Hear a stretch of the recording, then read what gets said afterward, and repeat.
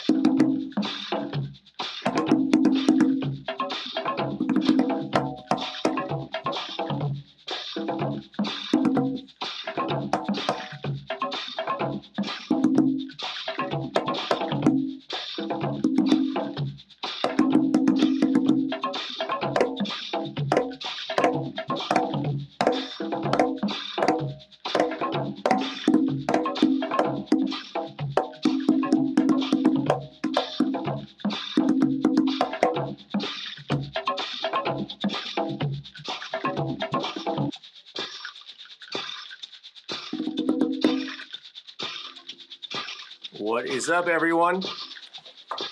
Hang on a second.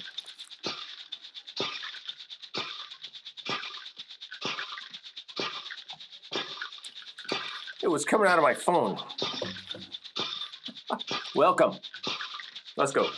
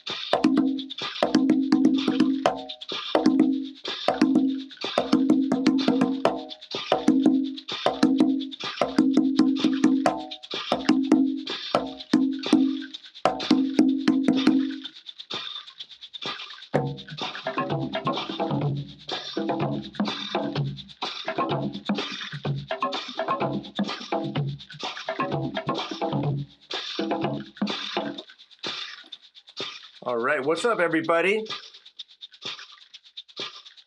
Man, that is a weird sound. So welcome back. This is Tuesday Museday. Can you believe it's number 17 already? It's amazing. So February 7th today. I'm about to deliver my state of the percussion speech. I think I already started. So I am working on some new things to smooth out the presentation, but I'm gonna try to stay here again. No more going back and forth to the desk. So I'm gonna play a little more and then we're gonna say hello. Thanks for joining us. Thanks for being here. We got a lot to do today. So I'm gonna play a little bit more and we'll get right to it. Well, we're already to it. We'll get even more righter to it.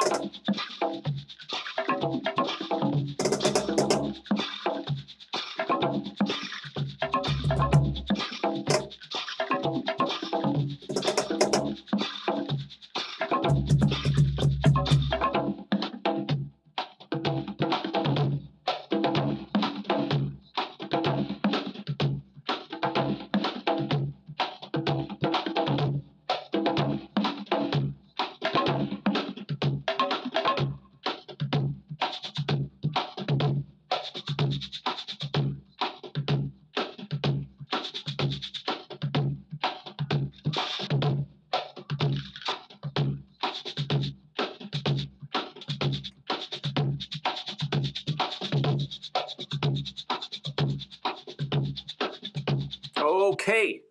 All right. That's enough of that. What is happening?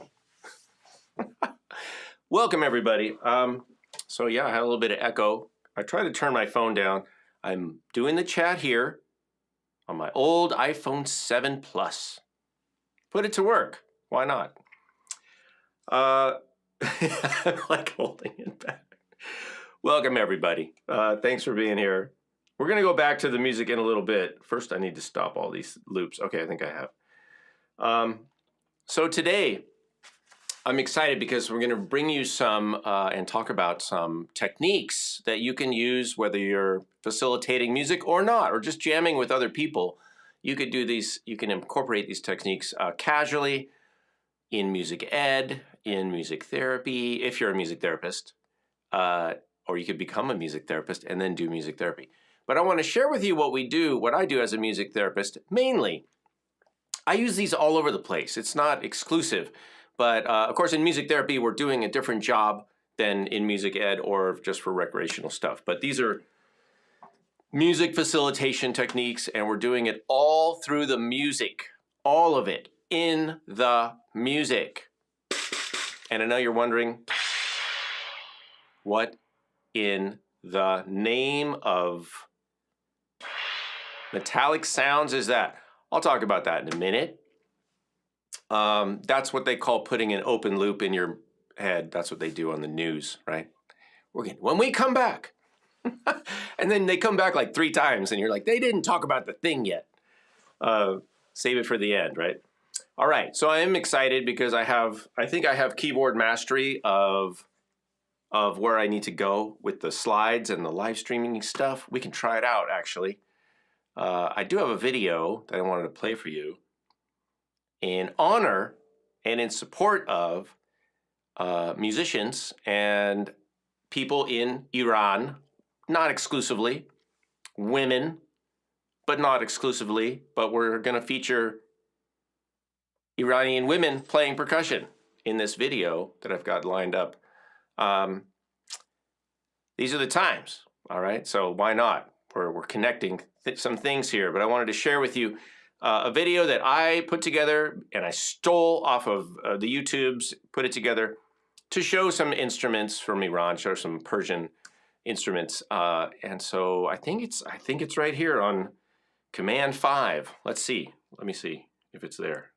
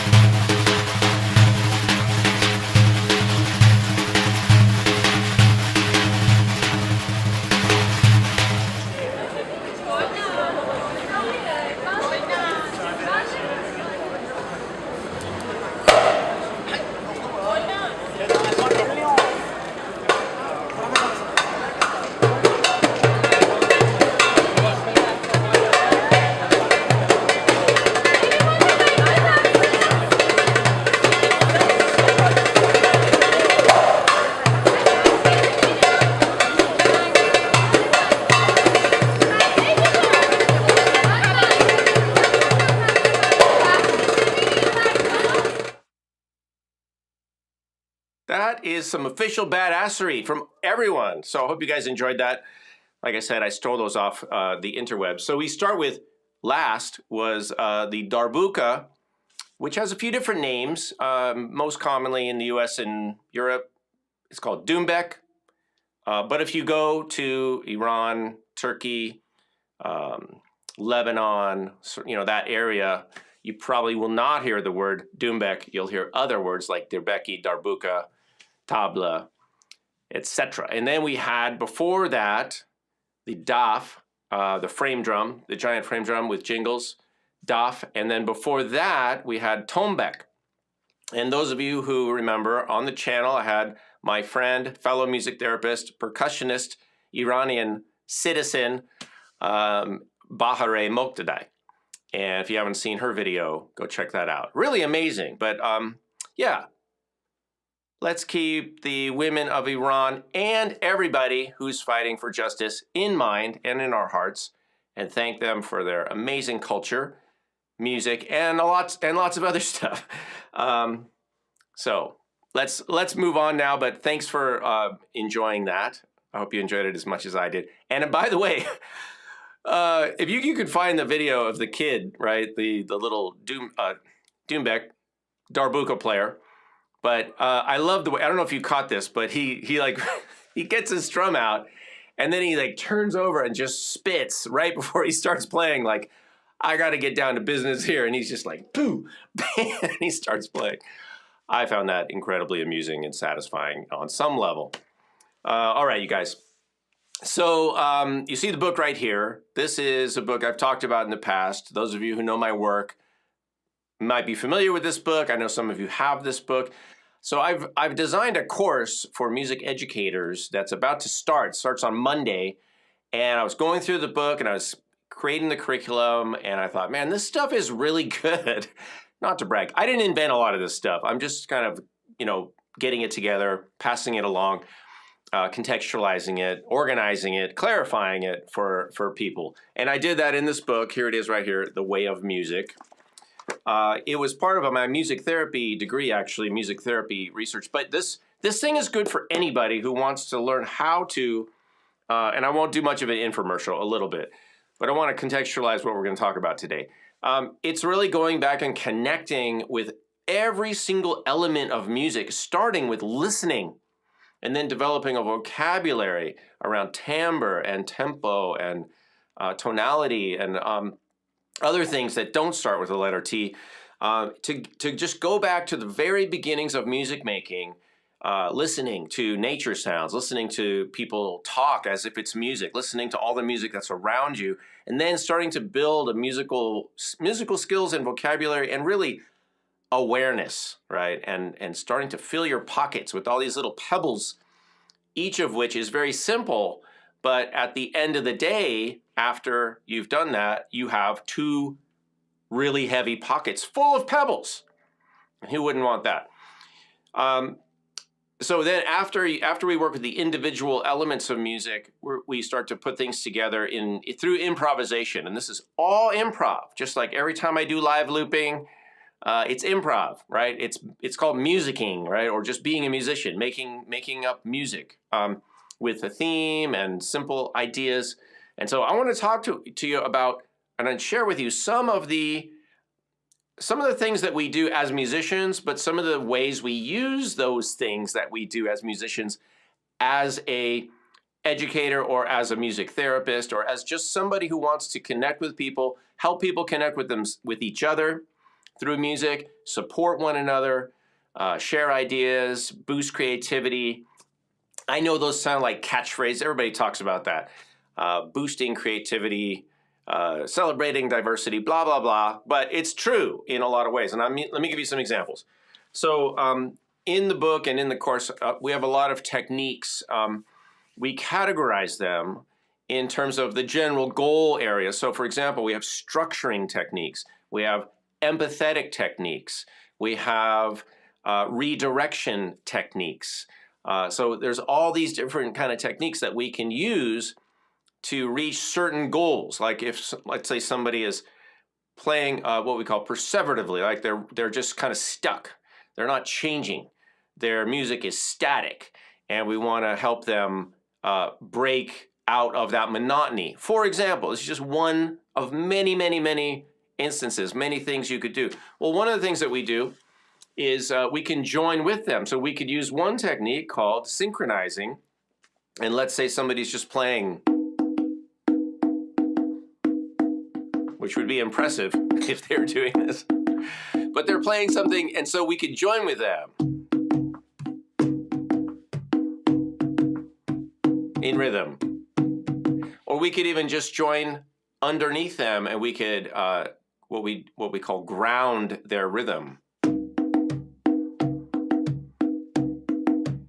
So either way, we're joining with them, we're supporting them, we're aligning with them, and then from there, we could use another technique called, let's say, intensification, which you may know as speeding up or getting louder. It's not about speeding up or getting louder. Those are examples of what we call intensification, adding energy to the music. So maybe we join, and then we add energy.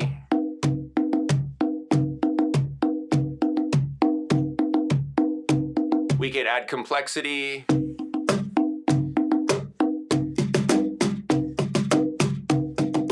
So, and now we're somewhere else. Now we've kind of walked with that person, we've met them where they are, and now we've moved them gently and hopefully in a way that feels organic and validating to them, but we've moved them somewhere else. That's just one example. There are lots of techniques. We've got, like I said, structuring techniques like rhythmic grounding and metric grounding. What's the difference? Rhythmic grounding would be focusing on a pulse and a tempo, just like this. Right? Or now I've got a beat, but what do I not have? I don't have a meter. We don't know. What's the meter? What's the cycle? So if I did this, right? We've got a pulse, but if I do this, what's the meter?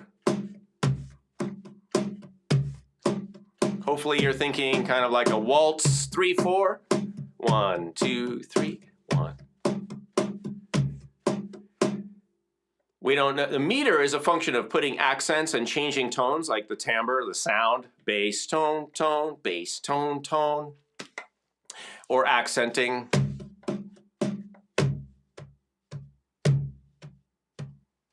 Now we've got a meter, we've got a cycle.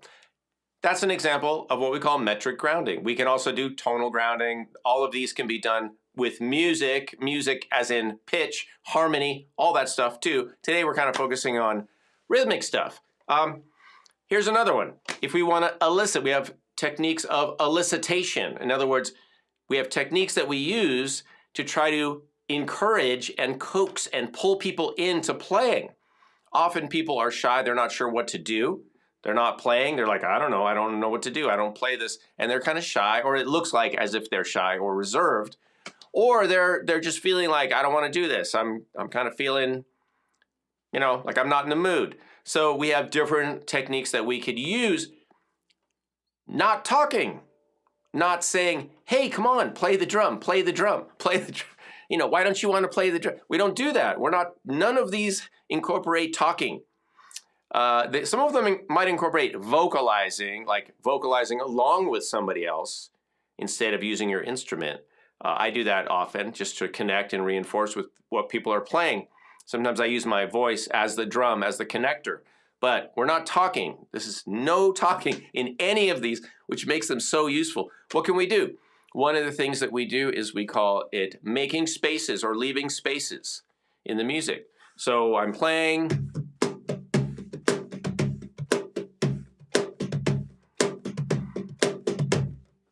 Leave a little space.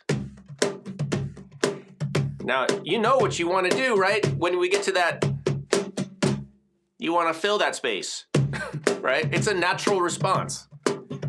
That's what we naturally want to do. And sometimes if we leave a lot of space, people will join in because especially, here's another version of this a different version of making spaces. Playing a phrase to be completed. You guys know this stuff. Playing a phrase to be completed. It sets up tension. I'll give you a couple examples. Super short one. Bum, bum, ba, bum, bum. You can't leave that hanging. Or if I do bum, ba, dun, da, da, da, da, dun, da, dun, da, dun, da, da, da, dun, da, dun, da, da, da, da, dun. How many of you just went bum, bum, bum, bum, bum? Now you have to know the song so that is cultural, right? There is some familiarity that needs to be there, but I'm sure you can find examples like that in lots of cultures. That happens to be one, from the European American kind of culture. I don't know how far back Pop Goes the Wheel Pop Goes the Weasel Goes. I'm assuming pretty far back. But I learned that as a child. You know, I think a lot of us here in the U.S. know that catchy tune. That's an example of playing a phrase to be completed. It pulls people in. No talking. All right. So there's so many things that we can do.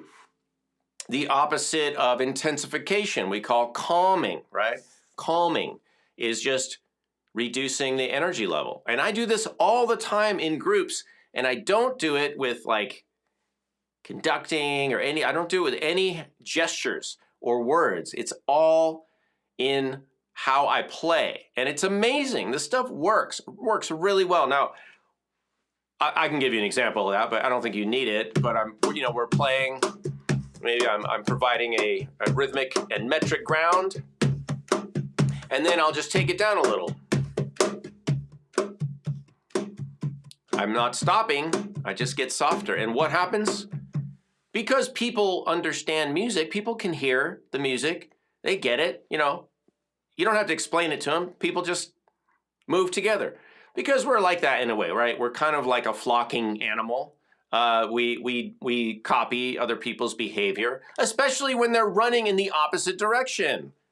Run away. We do that. It's actually is kind of a survival technique to copy behavior of other primates. So that works. Calming or slowing down. Same kind of idea, right? So we can either use our dynamics or we can use tempo to bring a little just space and more and reducing the energy, calming down. And I know a lot of you know this stuff. It's not, there's no secrets here. But what might be unfamiliar to you and why I wanted to talk about these is how we use them and why we use them and when we use them, with whom do we use them. Because we're not just using these techniques willy-nilly, we're not just doing this stuff to do it. We're doing all of these things, just like whatever you do as a hobby or a profession. You don't just do things for your work, right? You don't just take the tools you have and start doing things, hopefully. You do what needs to be done, and you do the job that with the tools, and you determine when and how and why you use the tools that you have. So these are all tools that we can learn and develop, all of these techniques. So when I'm doing music therapy or music ed, I'm paying attention. I'm watching what's happening. I'm making decisions about what I think could stay the same, what I think could be different, who needs what, do people need support, how's the energy level, how's the complexity level, where is this headed, where have we come from, what do we want to be doing in the near future. All of those things come into play, pun intended, and we can use these techniques to do what we need to do without talking and without talking at people, which is hard. It's confusing when we're making music. I don't know what your experience is like, but if you've been in a group and the person leading is like shouting commands at you over the music, it's hard. It's hard to hear. The two don't really go together a lot of the time. So I do my best to try to keep the talking stuff separate from the music stuff and use musical techniques to manage, to create relationships between myself and the participants and between participants.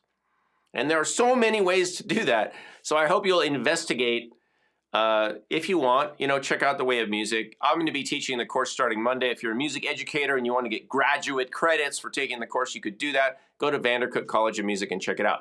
All right, we're going to move on. But first I want to say hello to you guys. Thanks for listening to that. I hope that's kind of exciting. I'm so excited about using these techniques. I use them all the time. And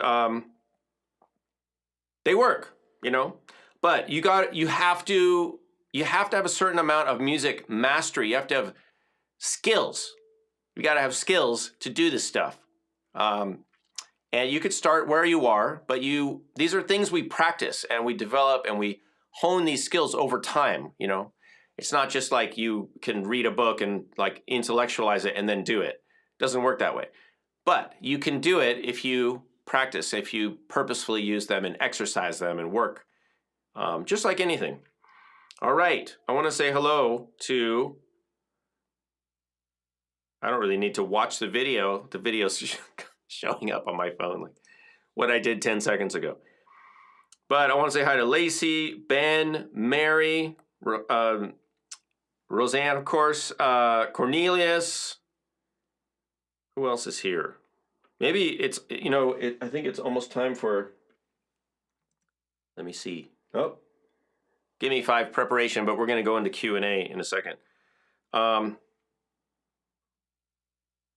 Christina, Sue, did I say hello?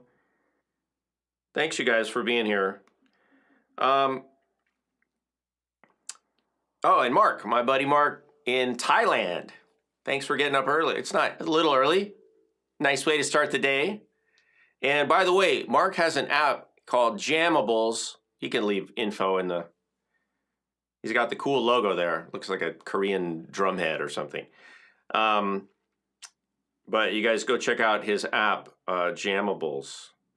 All right, get your questions ready. We're gonna do Q&A in a second, but this is a Gimme 5 intro.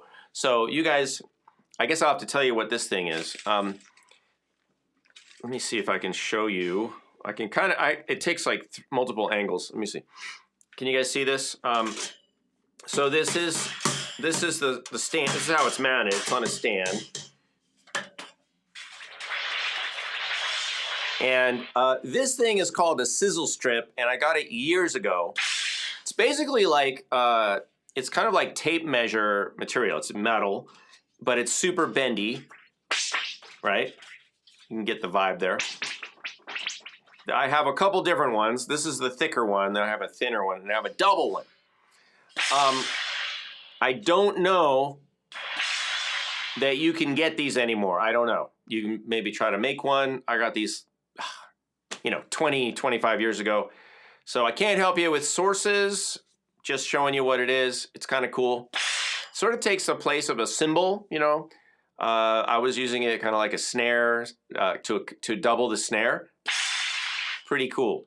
So maybe we can use that. So now these are all your choices for the Gimme 5. Those of you who haven't done this, let me explain. One of you, and don't try this if you don't try. We try to pick a different person each week. So if you've been picked recently, I mean, you could create a list of 5 things, but probably won't pick you. That's all I'm saying. So we try to pick new people each week. But that's up to Roseanne. She's going to do that in a second. So you guys choose 5 instruments, anything you see here. 5. So it could be sizzle strip. We've got the shake hat, the Ben Elon shake hat, which needs to be adjusted. Hang on. That's this shaker. I've got the usual suspects. I've got a cowbell. I've got a wood block, tone block. We've got shakers, a couple shakers. We've got, obviously, the bongos are hiding over here. I've got a conga drum here. We've got a couple cajones. This is the, you can call it the green one. This is the can-do. I think it's a kabanga. Cajon. We've got another one from can-do, which is this one, which is, I don't know. It's like a snare, but it's wood on one side. And it's got the metal on the other side. Pretty cool. You heard it in the intro. We've got the big cajon. And, you know, a few other little things around. Just pick 5 things. And we've also got, if you want, I've always got my stash of native style flutes handy right here. So, yeah, that's it. Create a list of 5 things. Just put 5 things down. You can put it in the comments starting now, and Roseanne will peruse those while we're doing Q&A, which starts now. All right, everybody. So if you have any questions about anything I talked about up to this point, anything that is, you know, that is happening here, in the studio, in the music, or anything that I can help with, that I'm qualified to help with, that is happening, I would be happy to answer your questions. So let them fly. If you asked a question before, please repost it right now so all the questions are kind of in the same spot. And I can also check my phone. I think this thing just wants to be played. All right. Oh, I like that. What is it? Dodecahedron drum? That's good, Mary. Yeah. All right. Sue says we need more cowbell. Rock and roll. I agree. You guys. I was trying to kind of rock out a little bit with the opening jam.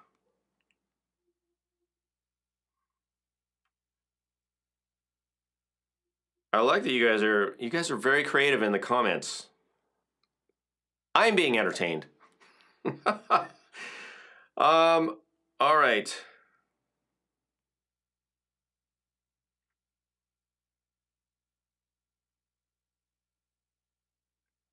Okay, so Mark has a question. How do you address one particular person in a circle of 20?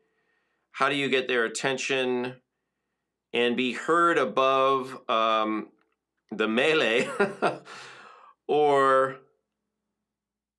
how best to get attention of the whole group and increase the tempo? So that's a good question. So the one person thing, a lot of these techniques are not necessarily going to be obvious to people. You may or may not get somebody's attention. What you can do is use certain techniques to support. A lot of these are supportive. That's why we call them techniques of empathy, for example, or structuring. If it's a group of 20, it depends what's happening with that one person that you might want to get their attention. Now, if let's say you're trying to lower the volume or something, or increase the tempo, either way. Usually, you just need to have a few people join you in that trend. And so I look at it like it's a trend, right? It doesn't all have to happen together. I know with conducting, which is very effective. I mean, there's definitely time and a place for conducting. But since we're talking about musical facilitation right now, what I've noticed is that, let's say there's 20 people, all I need to get with me to get going is like maybe the 2 or 3 people next to me or whoever's tuned in to what I'm doing. And once that happens, and that can take a minute, it can take, well, a minute would be a long time, but when I say it could take a minute, it might take 10 or 20 seconds. Once I start the trend, let's call it, once I start to move either louder, faster, or softer and slower, depending on which direction we want to go, it just takes a few seconds for people to catch on. And then the more people who catch on, of course, the more obvious it becomes, and the more people will catch on until everybody is sort of moving together. And that's usually what happens. If you have an outlier, like somebody who's just not listening, I don't think it matters what you do because they're not listening. So if somebody's really disconnected, I just would say try to give them some understanding and time. Time is an amazing thing. Sometimes just allowing more time for something to happen is all that you need. I know as teachers and sometimes as leaders, we want everything to happen right now, but that's on us. That's so I have to, as a facilitator, exercise patience, understanding, compassion, and flexibility. When I use a musical technique, it's always a suggestion. It's always an option. I'm just bringing in an element into the environment. Now, it may or may not have the intended outcome, right? It may or may not. I don't know. So sometimes people think about these techniques, and I'm not saying because you asked this, I'm just saying because I've had people ask or tell me, oh, I tried that, but it didn't work. That is tricky. These are not prescriptive. These are not things that I'm saying, if you do this, this will happen. What I am saying is you can try this if you want to move things in a certain direction, right? You guys know this. You try things out. Maybe it works like you were expecting.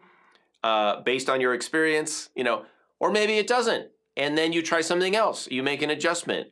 A lot of the time, you know, I might decide, oh, I think this would be, you know, we're gonna leave. We're gonna stop the session in 5 minutes. Maybe it's time to like calm thing, you know, bring the energy level down. And people don't want to. They want to keep playing. They want to get louder and have, you know, and raise the energy up. And if I determine that's what they want to do, there's ways I can go with that and I can work with that. You know, so I know this is a answer on top of an answer on top of an answer to your question, Mark. But so generally speaking, I wouldn't necessarily be working with an individual in a group of 20 people, although I might do it in a supportive way. Like if somebody's playing very softly, I could synchronize with them. I could support what they're doing and raise their influence. I could do something that tries to connect with them and then move them in another direction if what they're doing is not maybe working as well. In other words, if it's causing a lot of tension in the music and it's working against the music in general, you know, I could try to meet them and connect with them and then move them in a certain direction that would be more harmonious. I mean, there's lots of things I could try without really needing to get their attention. I just need to get their music and connect with their music with my music, and now I can try to move them, you know. I hope that answers your question. It's a good question. All right, I keep hitting this thing. I guess I'm gonna keep hitting it. All right, what do we got? We got some Gimme 5 stuff. Oh, okay. You're asking on behalf of an older co-facilitator. That's cool. What else do we have? Any? Oh, okay, Cornelius, what happened to Reflections of Yanni? I'll bring it back. I've had other things I wanted to do lately, but yeah, I want to bring it back. So thank you for asking. Let's do it next week. I'll commit right now to doing some Reflections of Yanni stuff. So some photos and maybe a story or two. I just don't want to get sued.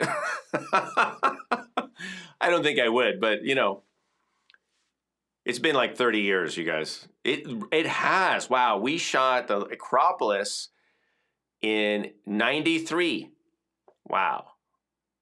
We shot the Acropolis video in 93. It's been like, this is the 30th anniversary. He should ask me back to do a gig. Let's go to Greece. Come on. Let's go, Yanni. All right. Any other questions? Question from, okay, got that. All right. Oh, happy birthday, Lacey.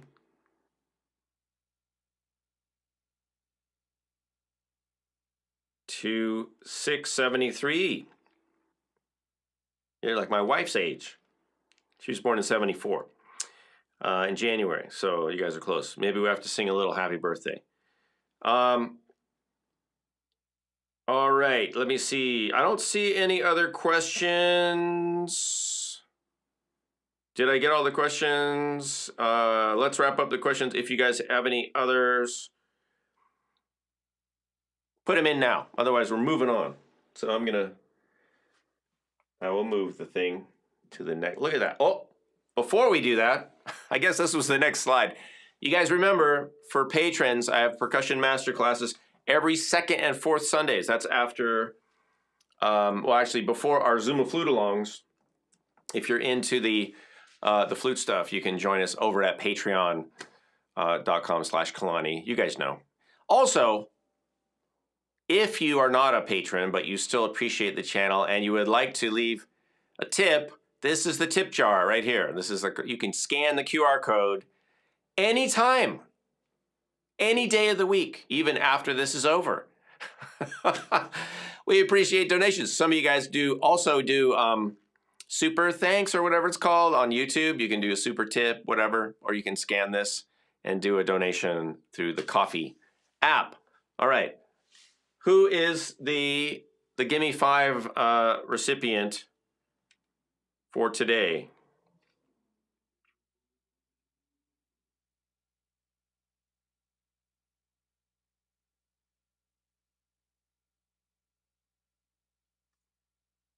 Maybe we can sing happy birthday while we're finalizing that. Hold on a second. Let me grab my very special. I just tuned this up. This is one of my favorite ukuleles. This is a 1970s Kamaka. It's called a white label because it has a white label on the inside.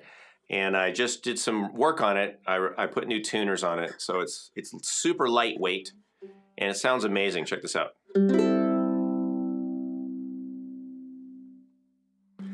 So,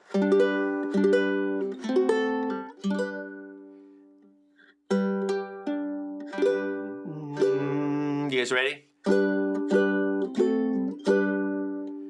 Happy birthday to you. Happy birthday to you. Happy birthday, Lacey. Happy birthday to you.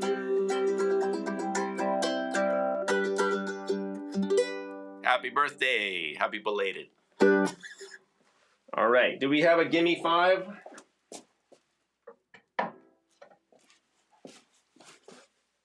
I think we just gave Lacey 5. 5-0. Hawaii 5-0. Da-na-na-na-na. Do you guys remember that show? I know Lacey does, because we're about the same age. Well, no, you're younger. You're about a year younger than I'm. 10 years. I'm going to be 60 this year, you guys. So, we're going to have a hang. Believe me, we will hang this year. Not in a bad way. I mean, in a good way. You're going to hang. Let me erase the looper.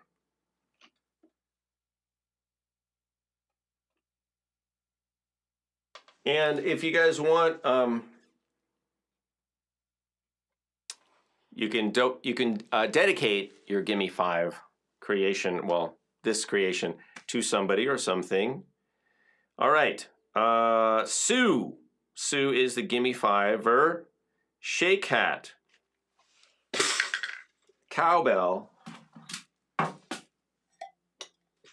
Sizzle strip. Sizzle stick. I'll accept that. Woodblock and pan drum. Which is the pan drum? Is that the?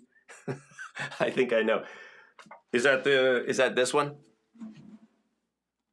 The pan drum. Just give me a thumbs up if that's right.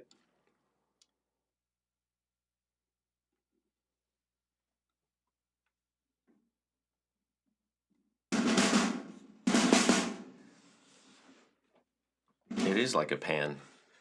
Now you guys, I'm trying to model good percussion etiquette, and how tempting is it just to set this thing right here, right? But look, I try not to use a drum as a table, and so I had a visceral response to. I thought, I could just set this down here. No, I cannot. That's why I put it on the floor. It's better to set things down like that on the floor anyway, because you put something on something, and then it. Not only does it kind of it's disrespectful to the instrument, but it can just get knocked off. So don't put your stuff on tables and things where it could get knocked off easily. Put it on a stand or on the floor or in its bag or in a case or something like that. That's my advice. Take it or leave it. All right. Are we ready? Let me review. This. What was the other thing? Oh, woodblock. All right. How about a tempo? I'm feeling like medium or slow, but whatever.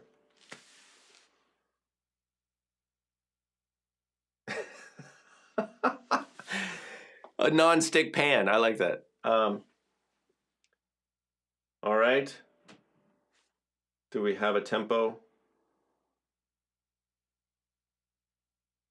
I guess the chat's a little bit delayed because my stuff goes out a little delayed, and then you guys can't type. What do you have to wait 10 seconds? Something like that. Medium. All right. I'm thinking medium is sort of about 10. Let's do 104. Sounds like a radio station. All right, here we go. 1, 2, 3. I keep forgetting.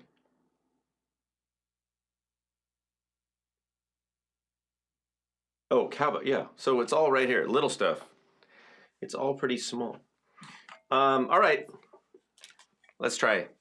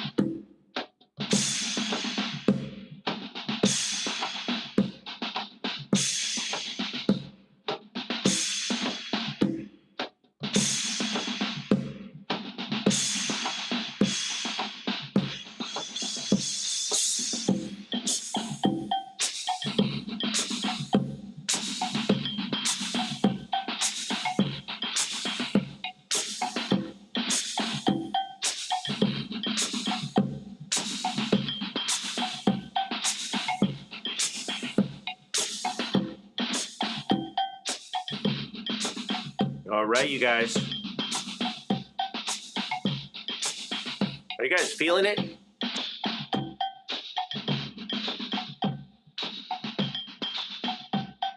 We got the really cool metallic, like a junk band happening.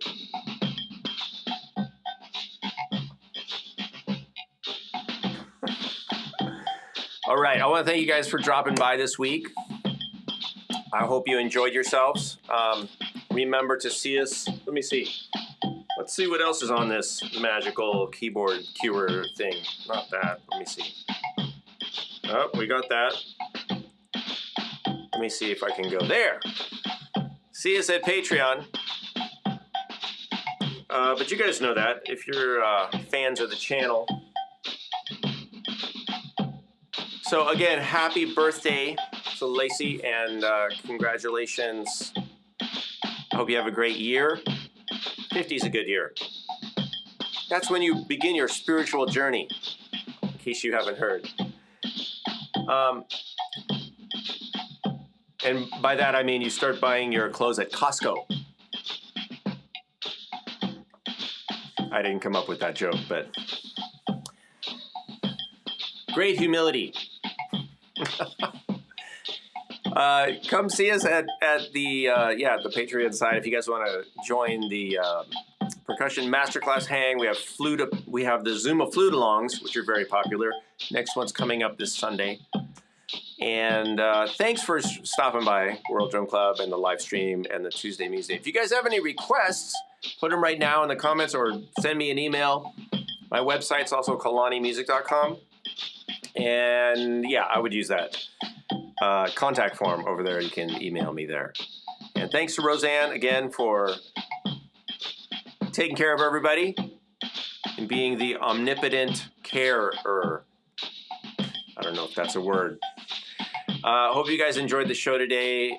Look into, if you're a music educator, or even if you're not, look into checking out the Way of Music book. It is work. This is a workbook.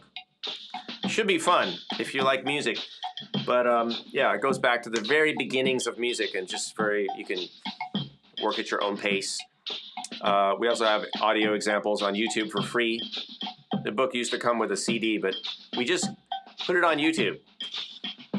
Better for everyone. All right, thanks you guys. Have a good night. We'll see you next week. Enjoy the groove. See you then.